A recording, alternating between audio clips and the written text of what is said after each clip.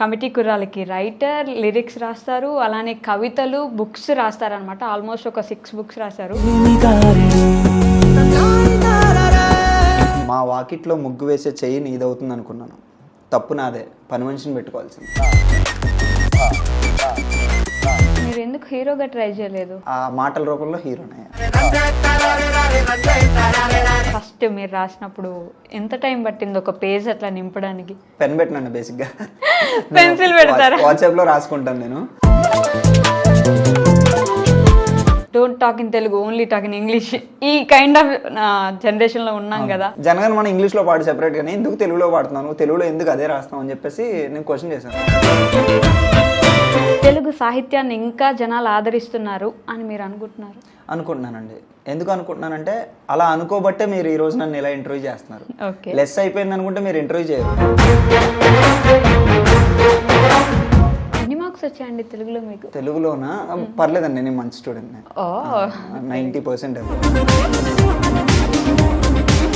Love stories ఏమైనా ఉన్నాయా అట్లా పుట్టుకొని రావడానికి? 28 ఏళ్ళు వచ్చిన అబ్బాయిని లవ్ స్టోరీస్ ఉన్నాయా అని అడగడం చాలా భూతం.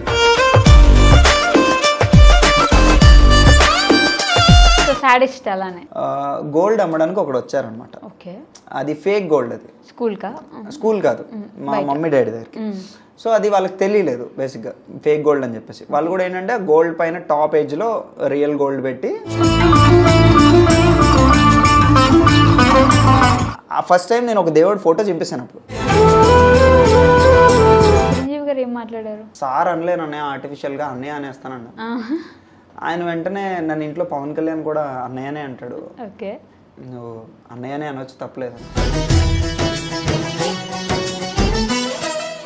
పవన్ కళ్యాణ్ గారు ఇన్స్పిరేషన్ అన్నారు. సో ఆయనకి మీకు ఉన్న ఒక సిమిలర్ థింగ్ ఏంటి చెప్పండి? ఆయన యూజువల్గా అడ్వర్టైజ్మెంట్స్ చేయరండి. ఎందుకు చేయరు అంటే ఆయన వాడరు. దేశం అంటే మట్టి కాదు, దేశం అంటే మనుషులు అని. అలా ఇప్పుడున్న సిచ్యువేషన్స్ని అంత ఎంబ్రేస్ చేస్తూ రాసే కవులు కవిత్రులు లేరు కాబట్టి. ఒక మనిషి రేప్ చేయడం వల్ల దేశాన్ని మనం ఏంటి, మన ఇండియా ఎలా ఉంది చాలా ఈజీ అనేయడం. అప్పటికప్పుడే ఇలా వాటర్ బాటిల్ తాగేసి మన దేశంలో రేపులు అంటారు. నువ్వు ఇక్కడ చేసేదేంటి? అది కూడా ఒక భూమాతను రేప్ చేస్తున్నాను ఇక్కడ.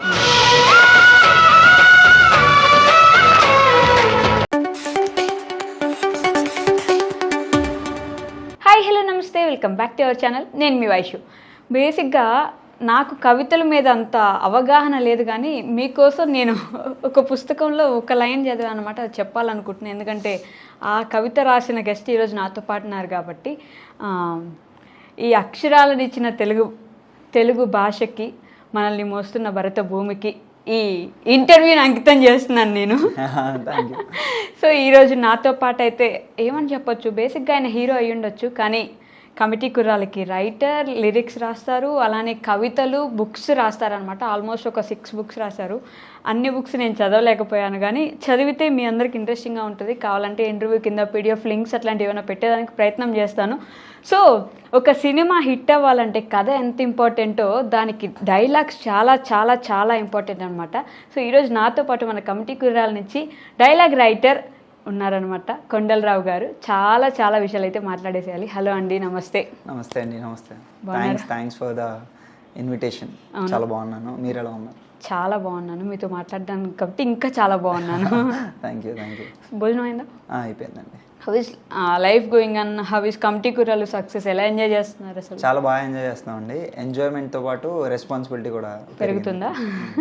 ఏదైనా సక్సెస్ వస్తుందంటే ఆటోమేటిక్గా రెస్పాన్సిబిలిటీ పెరుగుతుంది. అంటే ఎలా అంటే మనకి ఒక మన స్కూలింగ్ చదివేటప్పుడు క్లాస్లో ఫస్ట్ ర్యాంక్ వస్తే నెక్స్ట్ టైం ఎలాగా కదా, అదే పెట్టుకో ఉండాలి, ఫస్ట్ ర్యాంక్ రావాల్సిందే అని. చాలా రెస్పాన్సిబిలిటీ అది. ఓకే, సో నా ఫస్ట్ క్వశ్చన్, మీరు ఎందుకు హీరోగా ట్రై చేయలేదు? ఆలోచన ఇప్పుడు రాలేదండి. అంటే బేసిక్గా నా దృష్టిలో హీరో అంటే ఏంటంటే మనకంటే బాగుండేవాడు, మనకంటే ఏదో కొత్తగా చేసేవాళ్ళు. లైక్ ఫైట్స్ కానీ, డ్యాన్స్ కానీ, యాక్టింగ్ కానీ, మనం చెయ్యనివి ఇంకేదో చేసేవాళ్ళని హీరో అని నేను ఫీల్ అవుతాను. సో అవి నాలో లేవని చెప్పేసి అది కూడా మీరే ఫీల్ అవుతారు.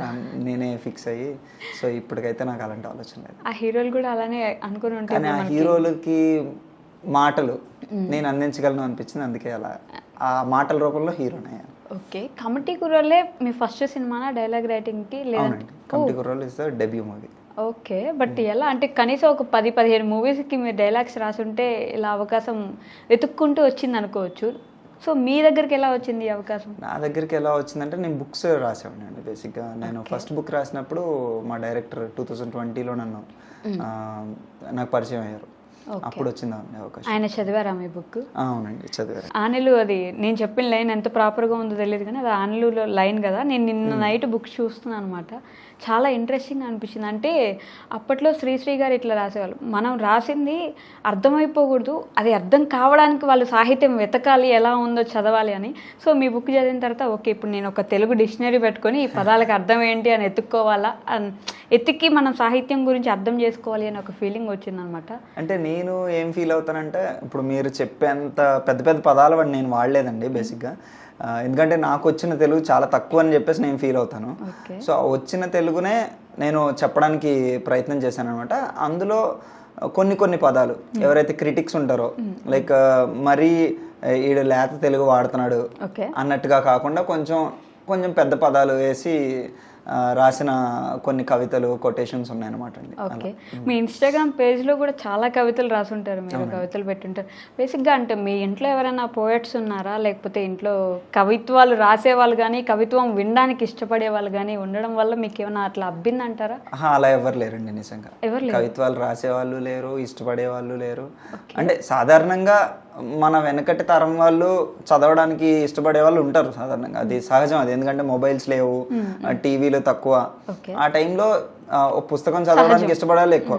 సో ఇష్టపడిన వాళ్ళంటే నాకు పెద్దగా తెలియదు, ఎందుకంటే మన తల్లిదండ్రులకి, తాతలకి కవితలు అంటే ఇష్టం అనేది మనకు పెద్దగా తెలియకపోవచ్చు. అంటే వాళ్ళ లోపల ఏముందో మనకు తెలియకపోవచ్చు. కానీ రాసే వాళ్ళు అయితే లేరండి. మా కజిన్ ఒకరు ఉన్నారు, బట్ వాళ్ళ ఇంపాక్ట్ లేదు నాకు. కానీ నేను రాయడం మొదలు పెట్టాక నాకు తెలిసింది వాళ్ళు కూడా కవితలు రాస్తారు, వాళ్ళకి ఇష్టం. ఎందుకంటే నన్ను ప్రోత్సహించడం మొదలు పెట్టారు నేను రాయడం మొదలు పెట్టాను. సో అలా. మరి మీకు ఎక్కడి నుంచి అసలు ఇంట్రెస్ట్ ఎక్కడి నుంచి స్టార్ట్ అయింది? నాకు ఎక్కడి నుంచి వచ్చిందంటే మీలాంటి వాళ్ళ ద్వారా, అంటే సొసైటీ ద్వారా. అంటే నేను చూసే పర్స్పెక్టివ్స్, మనం ఒక సమాజాన్ని ఏ దృక్పథంతో చూస్తున్నాం అనే దాన్ని బట్టి మాటలు పుట్టుకొచ్చినాయి అనేది నేను నమ్ముతాను. ఇలా గురిజాడ గారు చెప్పారని అప్పట్లో నేను బుక్లో చదివాను. ఆయన మన సమాజాన్ని ఏ దృక్పథంతో చూస్తాం వల్ల. నాకు ఇంకొక డౌట్, అప్పట్లో తెలుగు సాహిత్యం మీద తెలుగు ప్రతి ఒక్కరికి బాగా వస్తుంది, చదవడం, రాయడం. తెలుగుని ఏ విధంగా మాట్లాడినా తెలుగు, అదే దేశ భాషలందు తెలుగు లెస్ ఆయన ఇప్పుడు లెస్ అయిపోయింది కదా, తెలుగు చాలా లెస్ అయిపోయింది. ప్రాపర్గా న్యూస్ పేపర్లో ఉన్న తెలుగు చదవడమే చాలా మందికి చాలా కష్టంగా మారింది కదా. తెలుగు సాహిత్యాన్ని ఇంకా జనాలు ఆదరిస్తున్నారు అని మీరు అనుకుంటున్నానండి. ఎందుకు అనుకుంటున్నానంటే, అలా అనుకోబట్టే మీరు ఈ రోజు నన్ను ఇలా ఇంటర్వ్యూ చేస్తున్నారు. లెస్ అయిపోయింది అనుకుంటే మీరు ఇంటర్వ్యూ చేయరు, ఎందుకంటే అది మీ ఇంటర్వ్యూ 10 మందికి రీచ్ అవ్వాలి, నాలాంటి వాళ్ళు బయటపడాలి అనేది ఒక ఇంటెన్షన్ మీది. సో ఆ ఇంటెన్షన్ ఎప్పుడు వస్తుంది? ఉంది కాబట్టి, తెలుగు ఉంది ప్లస్ మాతృభాష మీద కొంచెం ప్రేమ. అది లేదు అసలు అనుకుంటే మీరు చేయరు, ఎందుకంటే ఎవరు చూడరు కాబట్టి. సో అందుకే అనుకుంటున్నాను. అబ్బా, అసలు క్లవర్ ఆన్సర్ ఇస్తున్నారు మీరు లిటరల్లీ. అంటే మాతృభాషని మృత భాషల్లో చేర్చకూడదు అనేది నా అభిప్రాయం అనమాట. కానీ ఆల్మోస్ట్ తెలుగు ఇప్పుడున్న జనరేషన్కి చదవడం కూడా రావట్లేదు కదా. మీరు అంతంత వర్డ్స్ రాస్తే నాకు తెలుగు బాగా చదవడానికి వచ్చిందాన్ని నేనే ఓకే ఇప్పుడు దీనికి అర్థం ఏంటి అని ఆలోచించాల్సిన విషయం వచ్చినప్పుడు, మీరు రాసే సాహిత్యాన్ని అంత ఈజీగా ఈ జనరేషన్ పిల్లలు ఎక్కించుకోలేరు కదా. తెలుగు మాట్లాడుతున్నారా, don't talk in Telugu, only talk in English, ఈ కైండ్ ఆఫ్ జనరేషన్లో ఉన్నాం కదా. తెలుగు ఎక్కడ పడిపోతుందో అని బాధతోటి పలిచాం కాబట్టి మీరు కూడా తెలుగుని ప్రోత్సహించడానికి ఏమైనా చెప్పగలిగితే నాకు సంతోషం. అంటే నాకు కొంచెం తెలియని వయసులో మా స్కూలింగ్లో ఓన్లీ నేను English medium school basic, so ఇంగ్లీషే మాట్లాడమనేవారు అనమాట మేడం. నాకంటే చిన్నవాళ్ళు దాన్ని వాలంటీర్ చేసేవాళ్ళు. అంటే నేను 8th అలా ఉన్నప్పుడు ఒక 6th క్లాస్ స్టూడెంట్స్ని వాలంటీర్ చేసి అన్న డోంట్ స్పీక్ ఇన్ తెలుగు అని చెప్పేసి అనేవారు. నేను అప్పుడు ఒక క్లాస్ స్పీక్ వాళ్ళకి ఇటు దగ్గర అని చెప్పేసి వందే మాత్రం తెలుగు భాషలో పాడాను, ఇంగ్లీష్లో పాడు అన్నాను ఫస్ట్, వందే మాత్రం అని పాడుకుంటూ వెళ్ళాను, తెలుగులో పాడే ఉన్నాను. సో నాకు తెలియని వయసు అది, వాళ్ళు మళ్ళీ సేమ్ పాడారు. అంటే భాష తాలూకు అంటే తెలుగులో పాడినా ఇంగ్లీష్లో పాడినా నువ్వు ఇలాగ పాడుతున్నావు. సో నేను తెలుగులో మాట్లాడితే నీకేమైందని ఒకటి అన్నా అనమాట నేను.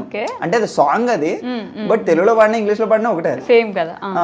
సో నువ్వు తెలుగులోనే కదా పాడుతుంది, మరి ఇంగ్లీష్లో పాడేది సెపరేట్ గానీ, జనగన్ మనం ఇంగ్లీష్లో పాడు సెపరేట్ గానీ ఎందుకు తెలుగులో పాడుతున్నావు, నువ్వు తెలుగులో ఎందుకు అదే రాస్తావు అని చెప్పేసి నేను క్వశ్చన్ చేశాను. దానికి మా మేడం తర్వాత కొట్టారు, అది వేరే విషయం. కాకపోతే ఎప్పుడో 8th 6th 7th ఆ టైం నుంచే కొంచెం తెలుగు భాష మీద ఇష్టం అనేది ఉండేది. కానీ రాయడం అనేది అయితే ఒక 3-4-5 years నుంచి రాయడం మొదలు పెట్టాను. ఎన్ని మార్క్స్ వచ్చాయండి తెలుగులో మీకు? తెలుగులోనా పర్లేదండి, నేను మంచి స్టూడెంట్, 90% అబౌవ్. సో అన్ని సబ్జెక్ట్స్లోనే ఆల్మోస్ట్ అంతే ఉంటాయి. అన్నీ వచ్చేవి వేరే, తెలుగులో రావడం వేరే. ఒక 95 అలా వచ్చుంటాయి. Wow, good. ఓకే, నేను అంటే నాకున్న సర్కిల్లో మీ చైల్డ్హుడ్లో మీరు 8th క్లాస్లో ఏదో ఒక టిపికల్ సిచ్యువేషన్ ఫేస్ చేశారు అని అయితే నేను విన్నాను. ఇఫ్ యూ ఆర్ కంఫర్టబుల్, మీకు ఓకే అంటే చెప్పగలరా? అంటే నేను 8th 2 times చదివానండి.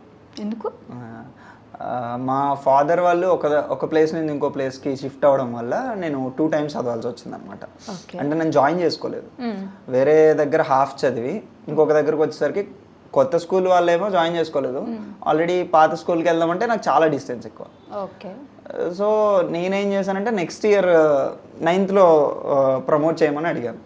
హాఫ్ చదివే కదా, నిన్న ఎలా ప్రమోట్ చేస్తా ఉన్నారు. సో అయితే వాళ్ళకి ఒక డీల్ ఇచ్చాను నేను. మేడం, నేను ప్రిన్సిపల్గా అన్నాను, 8th చదివి నన్ను 10th పోస్ట్పోన్ చేస్తారా అంటే తను ఏమన్నారంటే 8th అన్ని ఫస్ట్ ర్యాంక్స్ తెచ్చుకో అన్నారు. సో నేను 8th క్లాస్లో ప్రతి ఎగ్జామ్ ఇంక్లూడింగ్ క్లాస్లో నార్మల్ టెస్ట్ కూడా నేను ఫస్ట్ ర్యాంక్ ఫస్ట్ ప్లేస్ వచ్చేది నాకు. ఫస్ట్ ప్లేస్కి సెకండ్ ప్లేస్కి ఆల్మోస్ట్ 20 marks డిఫరెన్స్ ఉండేది. సో అలా 8th క్లాస్ అయిపోయింది. నేను 8th అయిపోయాక అడిగాను మా ప్రిన్సిపల్ని, మేడం 10th ప్రమోట్ చేస్తానన్నారు కదా అంటే, అది ఇంకా గుర్తుందా నీకు అని చెప్పేసి ప్రమోట్ చేశారు. అండ్ నేను 9th వాళ్ళు 10th వెళ్తారు కదా, నేను 10th కూడా టాప్ వచ్చాను, మళ్ళీ ఫస్ట్ వచ్చాను అనమాట. సో అదొక ఇన్సిడెంట్. బట్ అంటే మనిషి అన్నాక డిఫికల్టీస్ ఉంటాయి కదా, సో అవి కామన్. ఇంకా ఎలా ఉండింది మీ చైల్డ్హుడ్ మొత్తం అసలు? చైల్డ్హుడ్ అంటే ఇట్స్ లైక్ నా 4th till 4th 5th వరకు I use to be like అంటే అల్లరి క్యాండిడేట్ అనమాట. చాలా అల్లరి, అసలు మామూలుగా కాదు. ఇంట్లో తట్టుకోలేకపోయా, ఇంకా బయట వాళ్ళని కొట్టేసి వచ్చారు. మాది పెద్ద ఇల్లు ఉండేది, మాకు పెద్ద అంటే వర్షం పడుతుంది కదా, మండువా ఇల్లు, అలాంటి ఇల్లు ఉండేది. సో ఇంకా ఫుల్గా అల్లరి చేసేవాడిని. మా కజిన్స్ అందరం రోజు కలిసి తినేవాళ్ళం, ఇలా ఉండేది. సో తర్వాత 6th నుంచి మొత్తం కంప్లీట్గా మారిపోయింది మా లైఫ్. మా డాడీకి బిజినెస్లో లాసెస్ రావడం, ఇలా లైక్ అంటే ఎలా అంటే ఒక పెద్ద ఫ్యామిలీలో పెద్ద ఇంట్లో ఉంటూ ఒక ప్లాట్ఫామ్ మీద పడుకునే స్టేజ్ వరకు వచ్చాం అనమాట. సో ఆ స్టేజ్ నుంచి ఈ స్టేజ్కి వచ్చి మళ్ళీ రికవర్ అవడానికి కొంచెం టైం పట్టింది. కొంచెం అంటే ఒక హార్డ్లీ ఒక 6-7 years. 6-7 years కొంచెమేనా? ఓకే. సో అలా ఉండేది చైల్డ్హుడ్. అమ్మ నాన్న ఏం చేసేవారు? అమ్మ హౌస్ వైఫ్, డాడీ బిజినెస్ చేసేవారు. బట్ ఆ ఏ పీరియడ్ అయితే కొంచెం బ్యాడ్ ఫేజ్ ఉందో అప్పుడు మా మమ్మీ, డాడీ, అన్నయ్య, అక్క అందరూ వర్క్ చేసేవారు అనమాట. మీరు ఒక్కరే చదువుకునే వాళ్ళు ఆ టైంలో? నేను వర్క్ చేసేవాడిని, ఒక మెడికల్ షాప్లో వర్క్ చేసేవాడిని నేను. అప్పుడు 8th క్లాస్ ఏదైతే హాఫ్ చదివి వేరే హాఫ్ దగ్గరకు వచ్చాను, అక్కడ ఒక మెడికల్ షాప్లో వర్క్ చేసేవాడిని. తర్వాత మళ్ళీ చదవడం స్టార్ట్ చేశాక నేను ఓన్లీ స్టూడెంట్, అంతే, ఇంకేమీ వర్క్ చేసేవాడిని కదా. అలా అంటే ముందున్న ఇల్లు మళ్ళీ తెచ్చేసుకున్నారు? లేదు, అది కూల్ చేశారు. ఇంకా 4 brothers మా డాడీ వాళ్ళు, సో వాళ్ళు షేర్ చేసుకున్నారు. షేర్ చేసి ఆస్తి గొడవలు వచ్చాయా? సమ్ కైండ్ ఆఫ్, అంటే ఆస్తి గొడవలు అని కూడా అన్నాం, కానీ బిజినెస్ లాసెస్ వచ్చి అలా మీరు, అన్నయ్య, అక్క. ఓకే, వాళ్ళిద్దరు ఏం చేస్తున్నారు? అన్నయ్య వచ్చేసి బిజినెస్ చేస్తున్నారు, అక్క ఈజ్ పెయింటర్, ఆర్టిస్ట్ తను. నువ్వు మొత్తం కళాకారులు కుటుంబం. ఈవెన్ డాడీ కూడా డ్రామా ఆర్టిస్ట్, సత్య హరిశ్చంద్ర నాటకాలు వేస్తూ ఉంటారు. అప్పట్లో తోలుబొమ్మలాట అలా వేసినప్పుడు ఇట్స్ లైక్ తోలుబొమ్మలాట కాదు, స్ట్రీట్ షోస్ పెట్టేవాళ్ళు కదా, అలాగా. బట్ మేము పుట్టేసరికి ఆయనకి బాధ్యతలు ఎక్కువైపోయి మా కోసం వదిలేసుకున్నారు. అయ్యో, లేకపోతే ఇప్పుడు పూర్తిగా ఆర్టిస్ట్ యాక్టర్ అనమాట, లేకపోతే బోన్ యాక్టర్. మీరు అందుకే యాక్టింగ్లోకి వెళ్ళలేదు, పెయింటింగ్లోకి వెళ్ళలేదు, బిజినెస్లోకి వెళ్ళలేదు, రైటింగ్లోకి వచ్చారు. అంటే అలా రప్పించారు సమాజం. అంటే మీకు బేసిక్గా మనం కవితలు ఎప్పుడు స్టార్ట్ చేస్తాం, మనం చూస్తున్న దృక్పథంకి సమాజం చాలా కుళ్ళిపోయి ఉంది, మనం దీన్ని మార్చడానికి మనలో నుంచి 1% అయినా ఇవ్వగలిగితే బాగుంటుంది అన్న స్టేజర్కి వచ్చినప్పుడు మనం కవితలు, ఐ మీన్ మనం కాదు, బేసిక్గా చాలామంది నేను వాళ్ళ బుక్స్ చదివినప్పుడు కూడా సమాజాన్ని కొంచెం ఇది చేద్దాం అనే పాయింట్లోనే స్టార్ట్ చేస్తారు కదా. సో మీకు అలాంటి ఇన్సిడెంట్స్ ఎక్కడైనా కనిపించినాయా, లేకపోతే దేనివల్ల వచ్చారు? ఇన్సిడెంట్స్ కనిపించినాయి అని కాదండి, చిన్నప్పటి నుంచి మనం అందరం కూడా చాలా ఇన్సిడెంట్స్ చూస్తూ ఉంటాము. అలాంటి ఇన్సిడెంట్స్ నుంచి పుట్టుకొచ్చిందే. అంటే ఒక్కటని కాదు, మనకేదో హాని జరిగింది లేదంటే పక్క వారికి హాని జరిగిందని కాదండి. బేసిక్గా నార్మల్గా చాలా ఇన్సిడెంట్స్ జరుగుతుంటాయి. నేను ఒక ఇన్సిడెంట్ చెప్తాను. నా స్కూలింగ్లో ఉన్నప్పుడు ఇది కూడా జరిగింది. ఒక బ్యాడ్ ఫేజ్లో ఉన్నప్పుడు మేము, మనకు చెడు జరిగినప్పుడే ఇంకా చెడు వస్తూ ఉంటాయి, అది కామన్ అది. సో అలాంటప్పుడు ఒక గోల్డ్ అమ్మడానికి ఒకడు వచ్చారనమాట. అది ఫేక్ గోల్డ్. అది స్కూల్ కాదు, మా మమ్మీ డాడీ దగ్గరికి. సో అది వాళ్ళకి తెలియలేదు బేసిక్గా ఫేక్ గోల్డ్ అని చెప్పేసి. వాళ్ళు కూడా ఏంటంటే గోల్డ్ పైన టాప్ ఎడ్జ్లో రియల్ గోల్డ్ పెట్టి లోపల ఫేక్ గోల్డ్ పెట్టారు. అది టెస్ట్ చేపిస్తే రియల్ గోల్డ్ పైన, లోపల ఫేక్ గోల్డ్. సో అప్పుడు ఏమైందంటే అసలే చాలా బ్యాడ్ ఫేజ్లో ఉన్నాము. అప్పుడు అప్పు చేసేసి మా డాడీ వాళ్ళు తెలియక అది కొన్నారు, తక్కువ రేటు కొనేసారు. తర్వాత ఏం తెలిసిందంటే అది ఫేక్ అని తెలిసింది. అప్పుడు అంటే అసలే కష్టాల్లో ఉన్నాము, మళ్ళీ ఇలాంటివి చేసి అక్కడ మా డాడీ వాళ్ళది పొరపాటు ఉంది, అమ్మిన వాడిది పొరపాటు. నాకు అనిపించింది మాట, ఫస్ట్ టైం నేను ఒక దేవుడి ఫోటో చూపిస్తాను అప్పుడు, దేవుడు ఏంటి ఇలా చేస్తున్నాడు మనకి అని చెప్పేసి. తర్వాత రియలైజ్ అయిందంటే ఇట్స్ నాట్ లైక్ దేవుడు అని కాదు, మనం ఎంత బ్యాడ్ ఫేజ్లో ఉన్నా ఏమైనా సరే మనం ఏదో పనులు చేయకూడదు. ఫస్ట్ ఏదో అత్యాశకి వెళ్ళిపోకూడదు, మనకి ఏదో వచ్చేస్తుందని చెప్పేసి ఈ దృక్పథంలో ఆలోచించడం మొదలుపెట్టాను నేను. తర్వాత అలా అప్పటి నుంచి నాకు ఎదురైన ప్రతి సిచ్యువేషన్, మా ఇంట్లో ఎదురైన ప్రతి సిచ్యువేషన్, నేను రోడ్డు మీద చూసే ప్రతి సిచ్యువేషన్, ఇంకొక సైడ్ ఆఫ్ ది కాయిన్ చూడడానికి ట్రై చేశాను. అంటే ఒక కాయిన్ 2 సైడ్సే ఉంటాయి, నేను ఒక 4-5 సైడ్లు చూసేవాడిని అనమాట. సో అలాగా అలవాటైంది నాకు ఆలోచన విధానం. అది రైటింగ్గా పుట్టింది చాలా లేట్గా పుట్టింది. కొంతమంది అయితే 10th క్లాస్లోనే రాయడం స్టార్ట్ చేసాము, మేము చిన్నప్పటి నుంచి రాయడం స్టార్ట్ చేసామని అంటూ ఉంటారు. కానీ నేను ఆల్మోస్ట్ నా 21-22లో స్టార్ట్ చేశాను రాయడం. 21-22లో ఫస్ట్ బుక్ రాసేటప్పుడు అంటే మామూలుగా మన మనసులో డైలాగ్స్ అంటే వచ్చేస్తుంటాయి కొంతమందికి. నేను బుక్ మీద పేపర్ మీద పెన్ను పెట్టాలి, ఈ లైన్ రాయాలి అన్నప్పుడు అసలు పెన్ను కదలదు కదా. ఫస్ట్ మీరు రాసినప్పుడు ఎంత టైం పట్టింది ఒక పేజ్ అట్లా నింపడానికి? జస్ట్ కిడింగ్, నేను పెన్ పెట్టినాను బేసిక్గా. పెన్సిల్ పెడతారా? వాట్సాప్లో రాసుకుంటాను నేను, వాట్సాప్లో టైప్ చేసేసుకుంటాను అనమాట. సో పెన్ను పెట్టినప్పుడు నాకు కదలకపోవడం అనేది లేదు. ఏంటంటే అంటే నాకు అలా ఏం లేదండి. నాకు ఫస్ట్ టైం రాసినప్పుడు ఇలా పెన్ను కదలకపోవడం కానీ ఆలోచన రాకపోవడం కానీ ఏం లేదు. ఎందుకంటే నేను ఆలోచన రాకపోతే ఎందుకు రావట్లేదనే రాసుకుంటాను నేను. ఎందుకు రావట్లేదని మొదలు పెడతాను. సో నేను అలా ఒక కథ కూడా రాసుకున్నాను. నేను ఏం అర్థం కావట్లేదు, నాకు అర్థం కావట్లేదనే పదంతోనే నేను కథ మొదలు పెట్టుకున్నాను అనమాట. ఇట్స్ లైక్ నేను రాసిన ఆల్మోస్ట్ ఒక 200 స్టోరీస్ రాసుంటాను నేను సో ఫార్. ఆ 200 స్టోరీస్లో టాప్ 2లో ఉంటుంది ఆ స్టోరీ టిల్ డేట్ నా వరకు. చెప్తారా కొంచెం 2 ముక్కలు ఏమన్నా కొంచెం స్టోరీ? అది మీకు తప్పకుండా మీతో చదివిస్తానండి నేను. అంటే దాంట్లో ఒక పోలిక ఉంటుంది, ఒక పోలిక చెప్తాను నేను. ఆ కథ రాసేటప్పుడే నేను పొమోగ్రానేట్ తింటున్నాను అనమాట. సో ఒక దానిమ్మకాయ తింటుంటే, దానిమ్మ గింజలు తింటుంటే ఒక వైఫ్ అండ్ హస్బెండ్ ఒక బీచ్లో కూర్చుంటారు ఆ స్టోరీలో. సో వాళ్ళు ఎంత అటాచ్డ్ అనే కంపారిజన్ నేను చెప్పడానికి, ఒక దానిమ్మ గింజలకి ఆ పొరకి ఎంత అటాచ్మెంట్ ఉంటుందో అంతలా అటాచ్ అయిపోయాం మేము అని చెప్పేసి ఆ అమ్మాయి చెప్తూ ఉంటుంది వాళ్ళ వైఫ్. ఆ కథలో ఒక లైన్. జస్ట్ మీ లైఫ్ లో ఇట్లా లవ్ స్టోరీస్ ఏమైనా ఉన్నాయా అట్లా పుట్టుకొని రావడానికి? 28 ఏళ్ళు నాకు. 28 ఏళ్ళు వచ్చిన అబ్బాయిని లవ్ స్టోరీస్ ఉన్నాయా అని అడగడం చాలా బూతండి. ఉంటాయి, ఆబ్వియస్లీ ఉంటాయి. కంటిన్యూ అవుతున్నది ఏమైనా ఉందా? అప్పుడు అవుతాయి, కొన్ని పోతాయి, అది మనం రివీల్ చేయకూడదు అన్నమాట. చాలా ప్రస్తుతానికి అయితే ఏం లేవండి. ఇప్పుడే కదా అంటే కంటిన్యూ అవుతాయి పోతాయి, కానీ ప్రస్తుతానికి ఏం లేవంటున్నాను. కవి అనిపించుకుంటున్నారు మీరు. అలా ఏం లేదండి. ఓకే, సో అంటే బుక్స్ రాయడం స్టార్ట్ చేసిన తర్వాత హైదరాబాద్ వచ్చేసారా, ఇట్లా షిఫ్ట్ అయిపోయారా? లేదండి, నేను 6th క్లాస్, ఎప్పుడైతే 6th క్లాస్ నుంచి బ్యాడ్ ఫేస్ అన్నానో అప్పుడే మేము హైదరాబాద్ వచ్చేసాం. ఓ అప్పుడు పూర్తిగా హైదరాబాద్ వచ్చేసారు. ఓకే, అప్పటి నుంచి ఇక్కడే ఉన్నారు అయితే ఇప్పుడు మీరు? మా పేరెంట్స్ ఇక్కడే ఉన్నారు, అమ్మ నాన్న అందరు ఇక్కడే ఉన్నారు, బిజినెస్ ఇక్కడే అన్నయ్య అక్క చేస్తారు. మ్యారీడ్. సో మా పేరెంట్స్ మాత్రం నాతోనే ఉన్నారు. ఈయనకు కూడా చేసేయండి పెళ్ళి. ఇంటర్వ్యూ చూస్తారు కదా అంటే చూస్తారు, తప్పకుండా చూస్తారు. ఖచ్చితంగా, అందుకే పెళ్లి చేసామని చెప్తున్నాను మీకు కూడా. అంటే ఎప్పుడు అవ్వాలి కదండి, చేస్తారులే. చేస్తారా? ఓకే, మరి కమిటీ కురాల విషయానికి వస్తే నిహారిక గారితో మాట్లాడారా? చాలాసార్లు. ఎలా ఉండింది తనతోటి ఇంట్రొడక్షన్ కానీ, లేదంటే ఐ మీన్ మీరు మాట్లాడుతున్నప్పుడు మిమ్మల్ని ఇంట్రడ్యూస్ చేసినప్పుడు అన్నపూర్ణ స్టూడియోస్లో నేను వచ్చాను అనమాట మీ అందరినీ.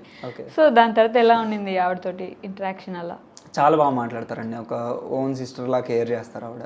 అంటే నేను ఇందాక చెప్పాను, నా 6th క్లాస్ వరకు చాలా అల్లరి చేసేవాడిని. ఇప్పుడు కూడా మాతో ఆవిడ అలాగే అల్లరి చేస్తారు ఫ్రీ టైంలో. When it comes to professionalism చాలా స్ట్రిక్ట్ గానే ఉంటారు ఆవిడ. ఐ మీన్ ప్రొడ్యూసర్ కాబట్టి ఆబ్వియస్లీ అలా ఉండాలి, లేదంటే మీదెక్కేస్తారు అందరు. సో చాలా చాలా బాగుంటారు. కమిటీ కురాల స్టోరీ మీకు చెప్పి నాకు ఇలా కావాలి డైలాగ్స్ అని యదువంశీ గారు చెప్పినప్పుడు దానికి అంటే టైం టేకెన్ ప్రాసెస్ కానీ మీరు తీసుకున్న ప్రాసెస్ ఏంటి, అసలు ప్రొసీజర్ ఎలా జరిగింది అప్పుడు? అంటే ఆయన దగ్గరుండి రాయిపించుకునేవారండి బేసిక్. అంటే దగ్గరుండి ఇన్ ద సెన్స్ డైరెక్ట్ కాకపోయినా కాల్స్లో. అప్పుడు కోవిడ్ టైం అది, మేము రాసింది 2020లో. సో ఆయన ప్రతి సీన్ తనకి ఎలా కావాలి, తన ఇంటెన్షన్ ఏంటి, తన క్యారెక్టరైజేషన్ ఎలా రాసుకుంటున్నారు అనేది మాకు చెప్పేవారు అనమాట. సో ఎక్కువ టైం పట్టలేదు మాకు, 2-3 monthsలోనే స్క్రిప్ట్ మొత్తం అయిపోయింది. బట్ తర్వాత చేంజెస్ అవ్వడం, వేరే వేరే ప్రొడక్షన్కి తిరగడం, అలా చేంజెస్ అవుతూనే ఉన్నాయి, చాలా వర్షన్స్ రాస్తూనే ఉన్నాం అనమాట. ఓకే, ఈ ముద్దుపెట్టి మాయ ఆత్రం గారి డైలాగ్ ఉంటుంది కదా సినిమాలో, ఆ డైలాగ్ రాసారా మీరే కదా? నేను రాయలేదండి, యాక్చువల్గా ఇద్దరు రైటర్స్ ఉన్నారు. అవునవును. ఈ డైలాగ్ వచ్చేసి వంశీ గారి ఆలోచన అండి. ఓకే, మీ ఫేవరెట్ డైలాగ్ ఏంటి? ఫేవరెట్ డైలాగ్ అంటూ ఏం లేదండి దీంట్లో, ఎందుకంటే ఇది ఇట్స్ నాట్ లైక్ ఒక ఇంద్ర, ఠాగూర్, చెన్నకేశ్వరరెడ్డి లాంటి సినిమాలు కాదండి ఇవి. ఒక టాప్ నాచ్ లో డైలాగ్. చాలా మీరు నేను మాట్లాడుకుంటున్నాం, ఎలా మాట్లాడుకుంటున్నాం. అప్పుడు నేను మాట్లాడిన మాటలోనే మీకు ఏదో ఒకటి నచ్చుతుంది, కానీ అది చెప్పలేము, మనం గుర్తుపెట్టుకోమన్నమాట. సో అలాంటి కాన్వర్జేషన్స్ ఉంటాయండి. సీన్స్ పరంగా వస్తే సీడీలు సీన్ ఉంటుంది, అది నాకు చాలా ఇష్టం. డిజైన్ చేసింది కూడా నేను అనమాట. సో అది చాలా ఇష్టం అండి. సీన్ కూడా డిజైన్ చేశారు? సీన్స్ కొన్ని డిజైన్ చేసాము. అంటే డైరెక్టర్ గారు అనేవారు కొంచెం డిఫరెంట్గా ఏదైనా ఆలోచించండి అని చెప్పేసి. అంటే 90s కిడ్స్ కదా, ఆటోమేటిక్గా అలా వచ్చేస్తాయి సీన్స్. మీరు కూడా రిమైండ్ చేసుకున్నారు ఒకసారి? సినిమా చూసారా? చూసాను. 6 times చూసాను. 6 times చూసారా? చూసుకున్న తర్వాత ఒకసారి 90sలోకి వెళ్ళిపోవడం కానీ, లేకపోతే మన చిన్నప్పుడు జరిగిన సిచ్యువేషన్స్ కానీ అలా గుర్తు చేసుకున్నారా? చాలా ఉంటాయండి. ఇప్పుడు మనకి సినిమాలో మేము ఏవైతే ఆ రోజులు మళ్ళీ రావు అనే సాంగ్లో మాంటేజెస్ ఉంటాయో, ఒక 3 days ఒక 200 పైన రాసుకున్నాం మేము, ఏమేమి చూపించాలి అని చెప్పేసి. దాంట్లో కొన్నే చూపించగలిగాం అనమాట. ఇంకా చాలా, ఇంకా మన చిన్నప్పుడు ఆడుకున్నవి చాలా ఉంటాయి. అవి ఎక్కువ రిలేటెడ్ టు అబ్బాయిలకి ఎక్కువ రిలేటెడ్ ఉంటాయి. బికాస్ మా సినిమాలో ఉన్నది 11 మంది అబ్బాయిల ఫ్రెండ్స్ కాబట్టి. బట్ అమ్మాయిల థింగ్స్ కూడా చాలా ఉంటాయి. సో అవన్నీ కూడా రాసుకున్నాం, జస్ట్ లిస్ట్ అవుట్ చేసుకున్నాం ఏమేమి చూపించవచ్చు అని చెప్పేసి. సో అవి రాసినప్పుడే మేము బ్యాక్ టు ద మెమరీస్ అనమాట. అరే ఇవి ఉండే కదా అన్న, ఇవి ఉండే కదా అని చెప్పేసి. వెబ్ సిరీస్ తీసుంటే పోయిండేది, చాలా ఎపిసోడ్స్ వచ్చేది, చాలా టైం ఉండేది. తీసుంటే ఎంత ఇంత ఉండేది కాదు. బట్ ఇంకా అంటే 90s మెమరీస్ అన్ని ఇంకా చేయొచ్చు కదా. అప్పుడు అదొక మొత్తం మళ్ళీ ఒక సిరీస్ రాయండి పోనీ. అట్లయినా ఆల్రెడీ 90s అని వచ్చేసింది కదా, మనం రాయకూడదు. అయినా 90s అది వచ్చిన తర్వాత కూడా మీ సినిమాలో వర్కౌట్ అయింది కదా. ఓకే, సో దీని నుంచి ఇప్పుడు వస్తున్న పొగడ్తల్లో బెస్ట్ క్రిటిక్ నుంచి మీరు ఎక్స్పెక్ట్ చేయని? బెస్ట్ క్రిటిక్ నుంచి అంటే యూజువల్గా నా ఫ్రెండ్స్ ఉన్నారండి కొంతమంది, క్రిటిక్స్ అని కాదు, వాళ్ళు ఎప్పుడు దేనికి పొగడరు అనమాట. అంటే వాళ్ళకి లోపల ఉంటుంది, అరే బాగా రాశాడు, బాగా చేశాడు అని చెప్పేసి, కానీ ఎప్పుడు బయటకి ఎక్స్ప్రెస్ చేయరు. అది క్రిటిక్ అని కాదు, ఒక మూమెంట్ చెప్తాను నేను, ఒక 2 situations చెప్తాను. మా ఫ్రెండ్ ఒకడు పర్టికులర్గా సినిమా చూడడానికి కేరళ నుంచి ఫ్లైట్లో వచ్చాడు అనమాట. ఆడు పైరసీ చూడొచ్చు కావాలనుకుంటా నిజంగా. బట్ సినిమా నేను రాశాను అంటే, మాటలు నేను రాశాను అనే ఒక్క విషయం వల్ల తను 10,000 rupees flight ticket up and down చేసి సినిమా చూసి వెళ్ళాడు అనమాట. సో నాకు ద బెస్ట్ మూమెంట్ అది, నా బెస్ట్ ఫ్రెండ్. ఇంకొకరు నాకు కజిన్ ఉన్నారు, ఇందాక పోయిటరీ అంటే ఇష్టం అని చెప్పేసి. మా బావగారికి డెంగ్యూ ఫీవర్, సెలైన్లు ఎక్కుతున్నాయి. ఆ రోజు సినిమా రిలీజ్ అయింది. సో మా బావగారు ఫోర్స్ చేసి మా అక్కని పంపించారు. తనకి సెలైన్లు ఎక్కుతున్నా కానీ మీ తమ్ముడు సినిమా రిలీజ్ అయింది, నువ్వు చూడకపోతే ఎలాగంటే ఆమె అప్పుడు కూడా చెప్పిందంట, లేదండి మీకు ఇలా ఉంది కదా నెక్స్ట్ డే అన్న వెళ్దాం. లేదు లేదు నువ్వు కుదరదు, నువ్వు ఫస్ట్ సినిమాకి వెళ్ళాలి అని చెప్పేస్తే ఒక్కటే టికెట్ ఉంది, మీ ఫోన్లో 4% ఛార్జింగ్ ఉంది, టికెట్ బుక్ చేసి మీరు పంపించారంట ఆవిడ. సో అంటే మనుషులు ఇంత ప్రేమ చూపించడం మనం ఏదో చేసాము, ఒకటే సినిమానో వేరేదో ఇలా ఎంకరేజ్మెంట్ ఉంటే చాలా బాగుంటుంది. క్రిటిక్స్ అవన్నీ పక్కన పెడితే ఇలాంటి ఎంకరేజ్ చేసే వాళ్ళు మన దగ్గర ఉంటే చాలు. క్రిటిక్స్ తో పని ఉండదు మనకి. కరెక్ట్, అది ఖచ్చితంగా. కాకపోతే ప్రేమ సడన్ గా తీసుకోవడం కూడా పెద్ద భారం అయిపోతుంది కదా, అసలు చాలా పెద్ద విషయం అది. వాళ్ళు చూపిస్తారు కానీ వెంటనే అమ్మో తీసుకోలేము, ఓవర్వెల్మింగ్ అయిపోతుంది అలా. అలాంటి ఫీలింగ్ వచ్చిందా మీకు పొగడతలతోటి? మమ్మీ డాడీ చూసారా సినిమా? మమ్మీ ఫస్ట్ డే చూసారండి. అంటే ఫస్ట్ డే అందరూ నార్మల్ ఆడియన్స్ చూడక ముందే మాకు సెలబ్రిటీ షో చేశారు. మమ్మీ ప్రీమియర్ చేశారు కదా, ప్రీమియర్స్ కి ముందు సెలబ్రిటీ ప్రీమియర్ చేశారు. ఓకే. సో అప్పుడు మమ్మీ చూసారు. షీఈస్ క్రైడ్ యాక్చువల్లీ, ఎందుకంటే ఆమె చాలా విషయాల్లో ఆమె కనెక్ట్ అయింది సినిమాకి. సో ఆమె ఏడ్చేసారు. ఏం మాట్లాడారు మీ దగ్గరకు వచ్చిన తర్వాత? నా దగ్గర ఏం మాట్లాడలేదు, డైరెక్ట్ మైక్ దగ్గరికి వెళ్ళి మాట్లాడారు. రివ్యూస్ ఇస్తుంటే ఆవిడ వెళ్ళి ఏడుస్తూ మాట్లాడారు. నాన్నగారు? డాడీ కూడా చూసారు, డాడీ వాళ్ళ ఫ్రెండ్స్తో చూసారు. Okay okay okay. So committee కుర్రాళ్ళు నాకు కూడా ఫీవర్ ఉండగానే చూసానండి, చాలా బాగా నచ్చింది. అంటే నాకు డెంగ్యూ ప్లేట్లెట్స్ పడిపోయాను. ఇది పక్కన పెడితే నెగిటివ్ రివ్యూస్, నెగిటివ్గా కమిటీ కుర్రాళ్ళు పోర్ట్రే అయింది ఎక్కడో దగ్గర అనే ఒక మాట ఏమైనా మీకు కూడా వినిపించిందా? నెగిటివ్గా అంటే ఇప్పుడు 100 మంది ఉంటారండి మనుషులు, 100 మంది మైండ్ సెట్ ఒకేలా ఉండదు. కరెక్ట్. అందరికీ నచ్చాలని లేదు. ఎంతటి పెద్ద సినిమా అయినా, జేమ్స్ కెమెరూన్ లాంటి వాళ్ళు తీసిన సినిమాలైనా అందరికీ నచ్చవు. కరెక్ట్. సో అలాంటి నెగిటివ్ వస్తాయి, మనం తీసుకోగలగాలి.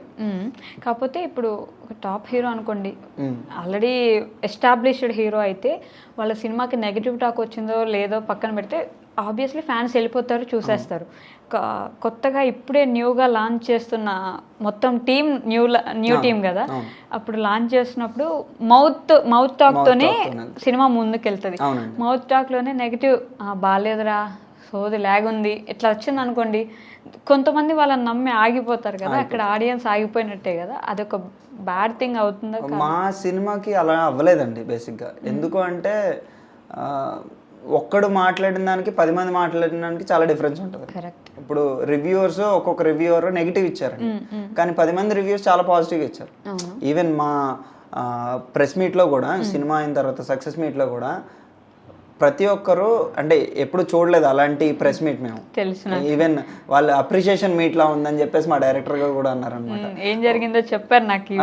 Even one of the reporter ఏమన్నారంటే, ఎవ్రీ ఫ్రైడే ఇలాంటి సినిమాలు రావు కదండి, ఈ ఫ్రైడే వచ్చినట్టు ప్రతి సినిమా వస్తే మేము ఎలాగో పొగుడుతా ఉన్నారు. అది బిగ్గెస్ట్ కాంప్లిమెంట్ మాకు. ఎగ్జాక్ట్లీ. మీడియా అసలు ఎక్కడైనా ఉందా వెతుకుదాం, ఇప్పుడు ఈ క్వశ్చన్ వేసేద్దాం అడుగుదాం అన్నట్టే ఉంటుంది మీడియా. ఎందుకంటే రేస్ చేయడం పాయింట్ కాబట్టి మీడియాది.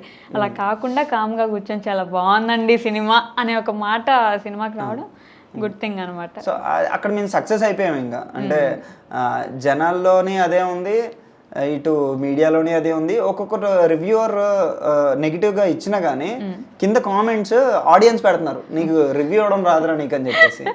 ఇంకా మేమేం మాట్లాడాల్సిన మనం మాట్లాడలేదు, మన పని మాట్లాడుతుంది ఆబ్వియస్లీ. అంతే కదా, పని బాగా మాట్లాడింది. కొంచెం కాదు, పెద్ద సౌండ్ చేసింది. ఇట్లా మీరు ఏమైనా వెళ్ళి నానిగారు లాగా జెర్సీ సినిమాలో అన్నాం మేము, స్టేజ్ మీద అన్నారు తెలుసు. అబ్బా అసలు మామూలు రచ్చ చేయలేదు.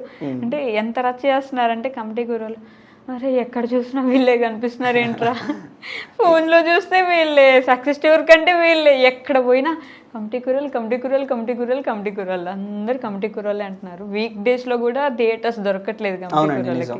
మొన్న మేము వైజాగ్ సక్సెస్ టూర్కి వెళ్ళినప్పుడు కూడా week day matinee show full ఉందండి, హౌస్ఫుల్ ఉంది. సో మాకు చాలా ఓవర్వెల్మింగ్ అనిపించింది. అంటే ఇట్స్ లైక్, అంటే week day that 3rd week ఇంత ఫుల్ ఉండడం అనేది మేము ఎక్స్పెక్ట్ చేయలేదు అనమాట. ఏదో వస్తారులే ఒక 20-30 మంది మేము వెళ్తున్నందుకన్నా వస్తారులే అనుకున్నాం, కానీ అక్కడికి వెళ్ళాక ఫుల్ అయిపోవడం అనేది అసలు థియేటర్స్ అసలు ఎక్కడ ఖాళీ ఉండట్లేదండి. 20-30 మంది అంట, మీరు మరీ కామెడీ చేస్తున్నారు. 20-30 సీట్లు కూడా ఉండట్లేదు, ఖాళీగా ఉండట్లేదు థియేటర్లో. ఓకే. సో ఏమంటారు, ఇప్పుడు మీరు కవితలు రాస్తున్నారు కదా, ఇన్స్టాగ్రామ్లో ఫస్ట్ ఇట్లా పోస్ట్ చేసే ముందు ఎవరి దగ్గర అయినా కానీ మీరు బుక్లో రాసే ముందు ఇలా రాశానమ్మా బాగుందా అని అడగడం కానీ, లేకపోతే ఎవరికో ఒకరికి బాగుందా ఈ లైన్ ఇలా రాశాను అని ఎవరికైనా చెప్పుకుంటారా? కొన్నిసార్లు చెప్తానండి. అంటే కొంతమంది ఫ్రెండ్స్ ఉన్నారు నాకు. అంటే ఒక్కొక్క టైంలో ఒక్కొక్క ఫ్రెండ్స్ ఉంటారు మనకి కొంచెం దగ్గరగా. లేదా ఎందుకంటే వాళ్ళ వర్క్స్ వాళ్ళకు ఉంటాయి. ప్రతిసారి మనం వాళ్ళని ఈ లైన్ బాగుందా ఈ లైన్ బాగుందా అని దొబ్బలేం కదా. దొబ్బలేం కదా అంట. అది మా యాస, ఇంకా ఏం పట్టించుకోకుండా బూత్ అనుకోవద్దు. సో కొన్నిసార్లు మా ఫ్రెండ్స్ని అడుగుతూ ఉంటాను, అరే బాగా రాశానా అని చెప్పేసి. వాళ్ళు బాగుంది, దీన్ని ఇలా మారిస్తే ఇంకా బాగుంటుందేమో అని చెప్పే వాళ్ళు కూడా ఉన్నారు. నేను వినని సందర్భాలు కూడా ఉన్నాయి. ఓకే, నేను వినని సందర్భాలు కూడా ఉన్నాయి. వినని సందర్భాలా వినని సందర్భాలు? రెండు వినని సందర్భాలు. వినని సందర్భాలు వద్దు, నేను ఇట్లా పెట్టుకుంటా, నా మాటే వేదం అట్లా. అలా అని కాదు, మనకు ఇంటెన్షన్ ఉంటుంది కదా, వాళ్ళకి అర్థం కాకపోవచ్చు ఆ టైంలో. ఓకే, మామూలుగా చాలా బ్రెయిన్ ఉండాలండి ఇవన్నీ రాయాలని. నా ఫస్ట్ బుక్కి తన్వి అని ఒక అమ్మాయి ఉండేదండి. తను నా ఫ్రెండ్కి ఫ్రెండ్.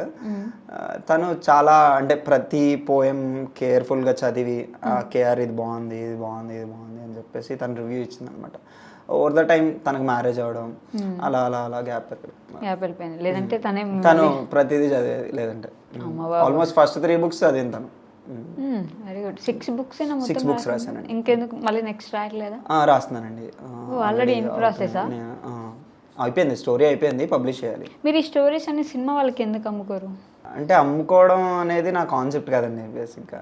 సో నేను అందుకు వెళ్ళలేదు. కానీ ఎవరైనా వచ్చి ఈ పర్టికులర్ స్టోరీ సినిమాగా చేస్తే బాగుంటుంది అని చెప్పేసి అంటే ఐ విల్ ప్రొసీడ్ అనమాట.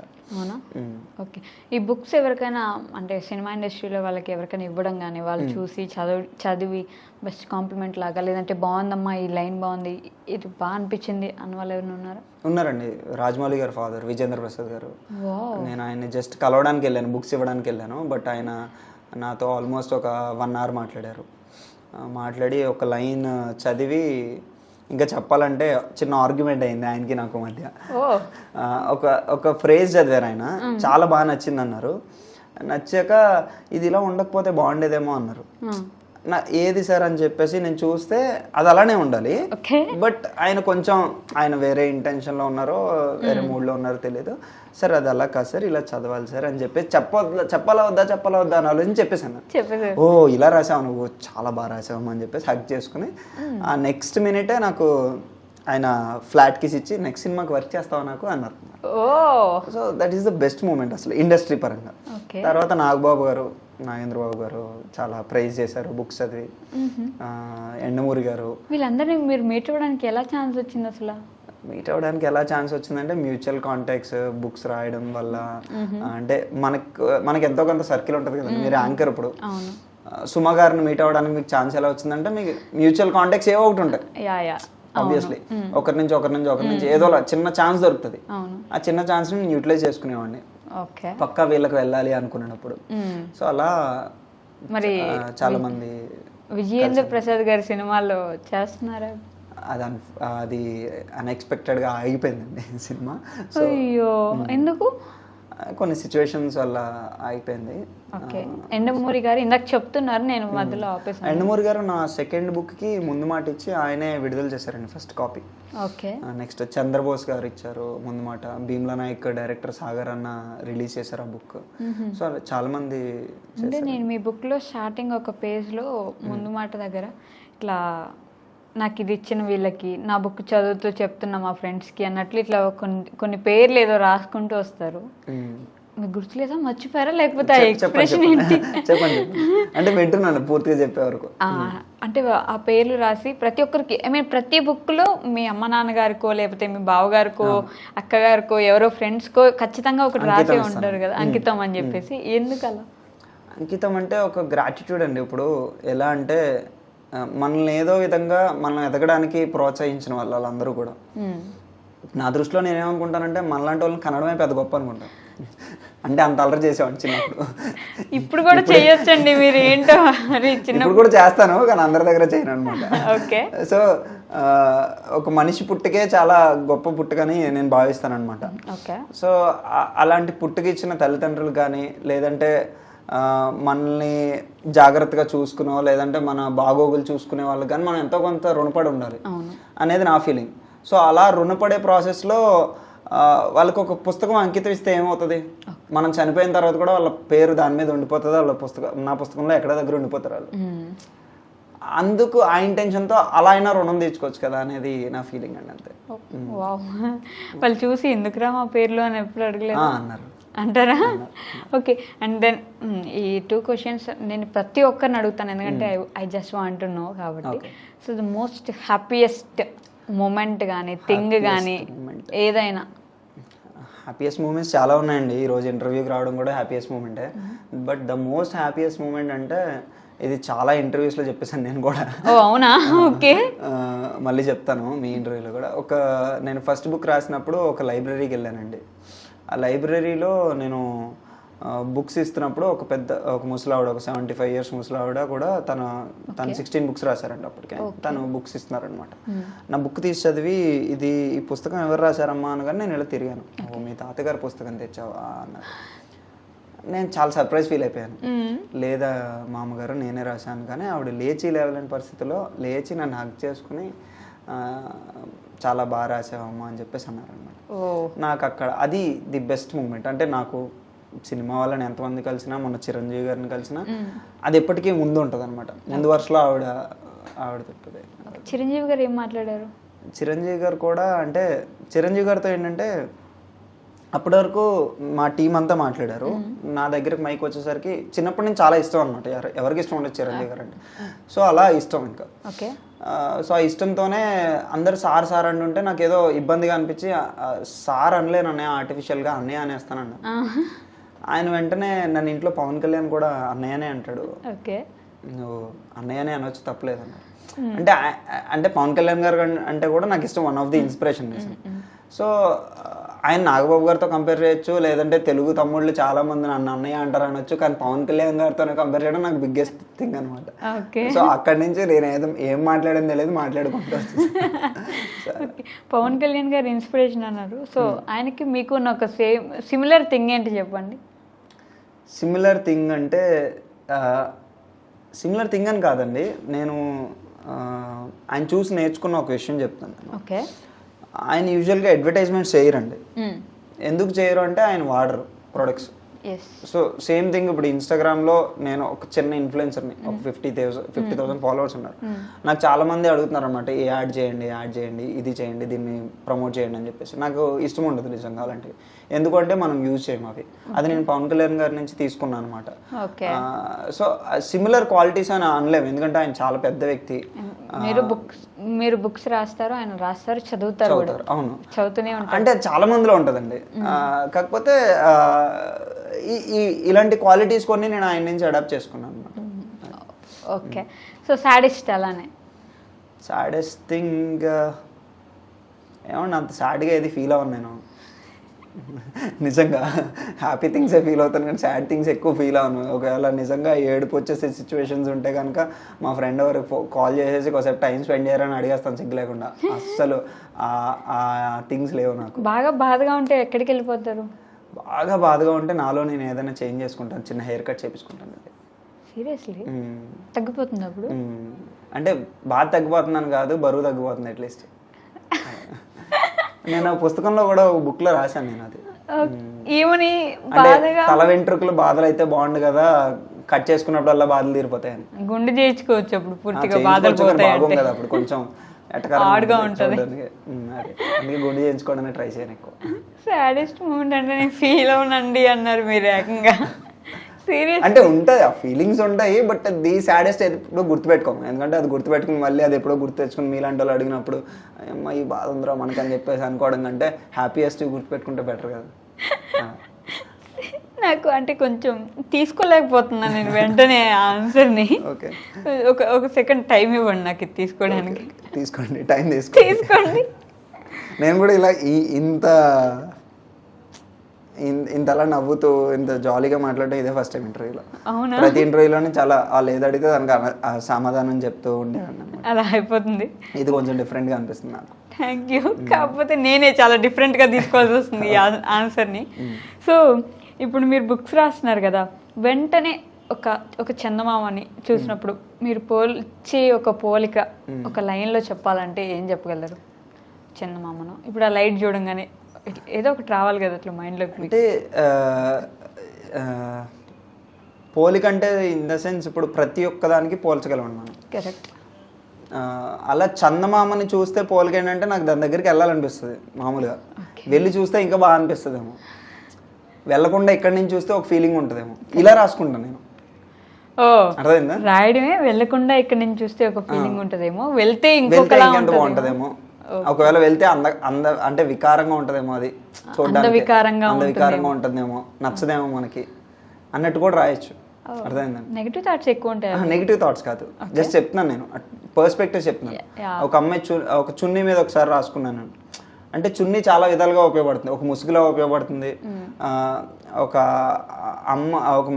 అమ్మాయి శరీరానికి ప్రొటెక్షన్లా ఉంటుంది, అలాగే అందాన్ని ఇస్తుంది. ఒక చున్నీ వేసుకుంటే, చున్నీ వేయకుండా డ్రెస్ ఒకటే వేసుకుంటే ఎక్కడో కొంచెం హార్డ్గా ఉంటుంది. అలా చున్నీ గురించి కూడా రాసుకున్నాను. సో అలా. సో మీరు ఇది మాట్లాడుతుండగా నాకు ఒక థింగ్ వచ్చింది అన్నమాట మైండ్లోకి. ఇప్పుడున్న సిచ్యువేషన్స్ మీరు ఆబ్వియస్లీ న్యూస్ ఫాలో అవుతుంటారు, చూస్తుంటారు కదా.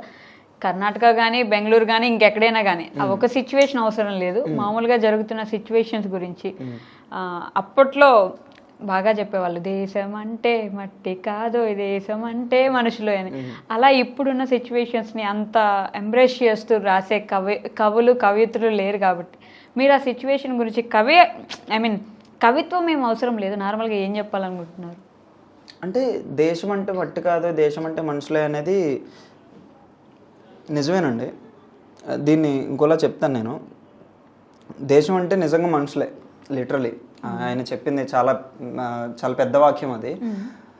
సో ప్రతి ఒక్కరూ మన దేశంలో ఉండి మన దేశాన్ని అంటే చాలామంది, ప్రతి ఒక్కరు అనలేను, చాలామంది మన దేశంలో ఉండి మన దేశాన్ని ఎటకారిస్తూ ఉంటారు. నాకు అది ఎందుకో నచ్చదండి. అంటే ఉన్న నీడ్స్తో వాళ్ళు fulfil అవ్వలేరు.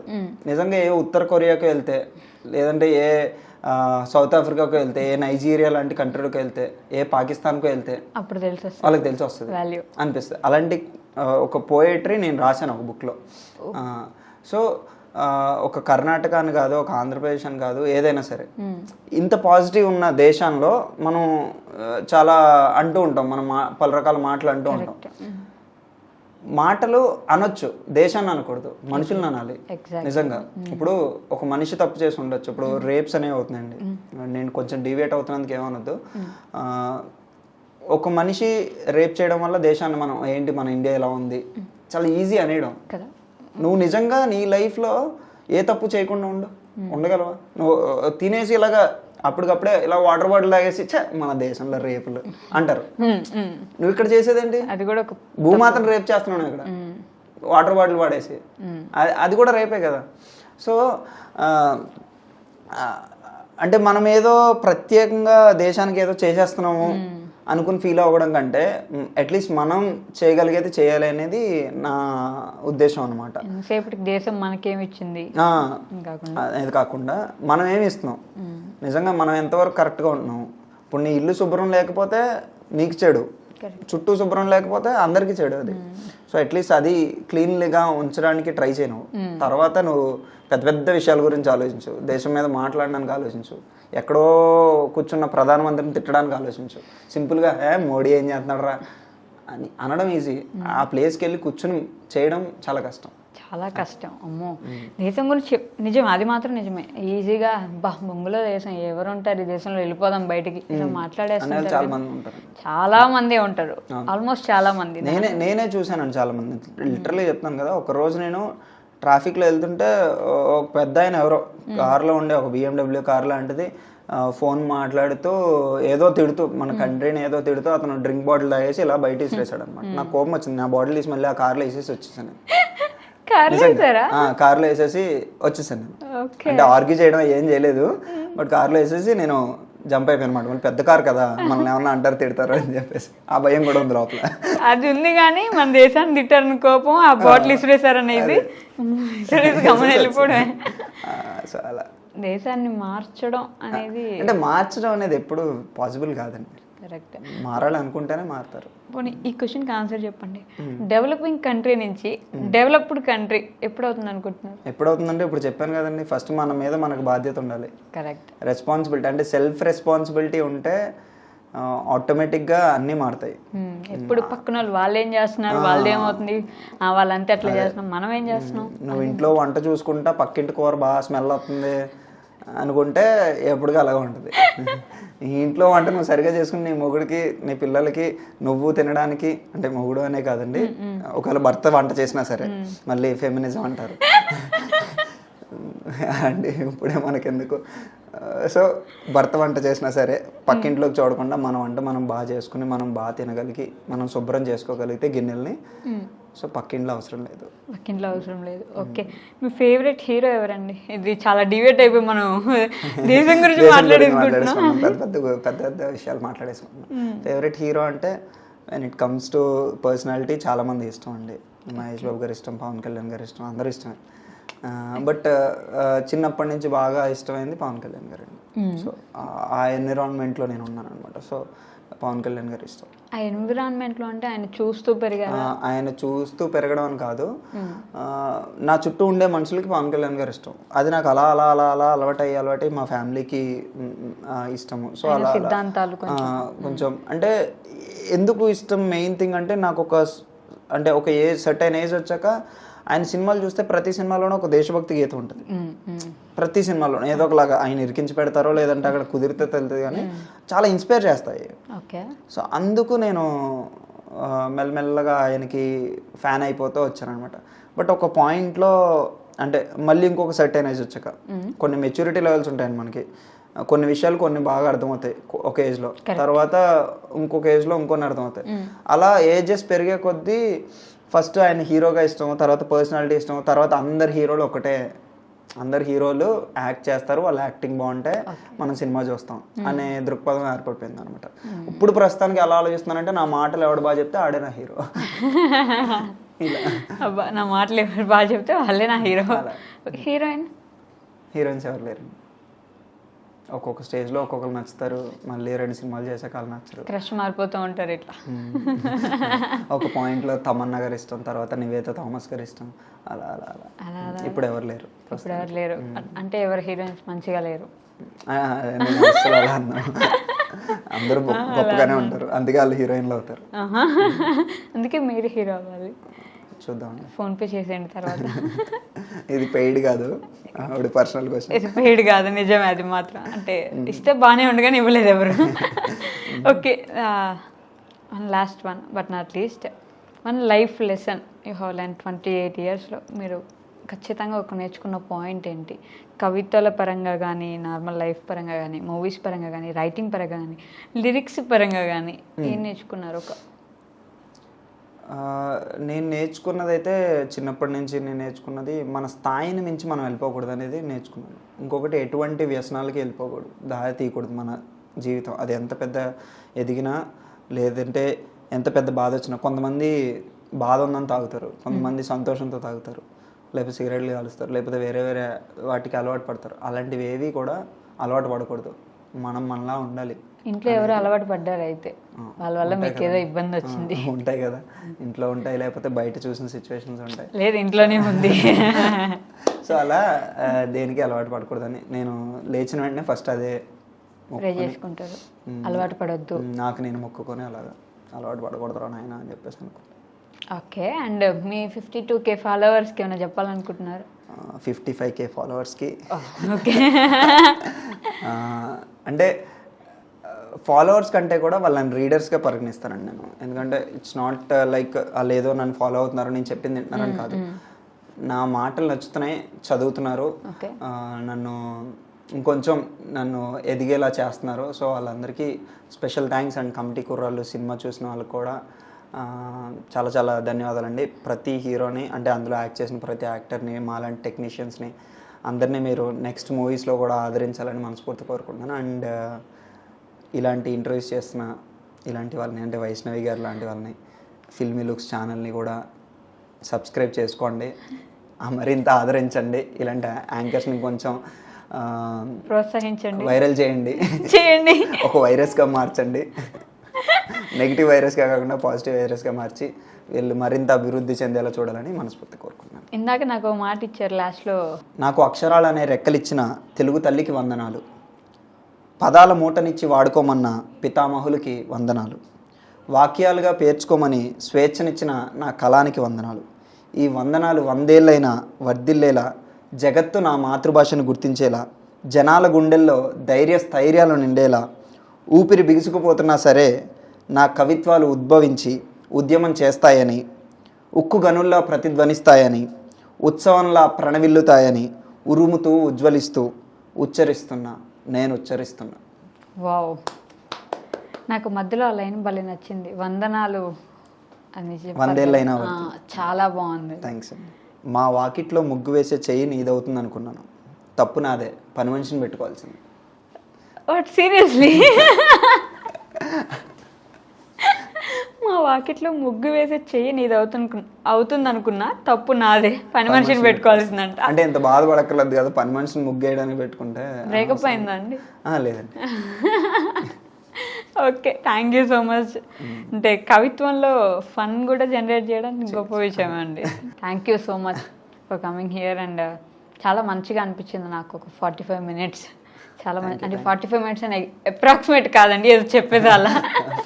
Okay, so thank you so much. ఇలానే చాలా చాలా సినిమాలు చేయాలి, మీ పర్సనల్గా మీరు చాలా బుక్స్ రాయాలి, చాలా చాలా పాపులర్ అవ్వాలి ఆ బుక్స్ అన్నీ. నేను కూడా ఆల్మోస్ట్ అన్ని బుక్స్ కొనుక్కొని చదివేదానికి ప్రయత్నించేలా మీ బుక్స్ అంత ఫేమస్ అయిపోవాలని అయితే నేను మనస్ఫూర్తిగా కోరుకుంటూ I wish you happy happy happy ఏం చెప్పాలి ఇప్పుడు, మ్యారీడ్ లైఫ్ అంటే కష్టమేమో, హ్యాపీ లైఫ్ అనే చెప్పొచ్చా. I wish you happy movies life అండి. పోనీ అలా సినిమాలోకి మీరు వెళ్ళిపోవాలని నేను ఎందుకో అదొక 6 సెన్స్ ఫస్ట్ నుంచి చెప్తుంది. మీరు ఏమో సినిమాలో వెళ్ళిపోతారేమో, ఆ స్మైల్ తోటి కొంచెం నిలబెట్టేసుకుంటారేమో అని. వెళ్ళిపోతే బాగుంది. ఇది కూడా పెయిడ్ కాదు. Thank you so much guys, thank you for watching. Will meet you in the next interview. Until then take care, bye bye.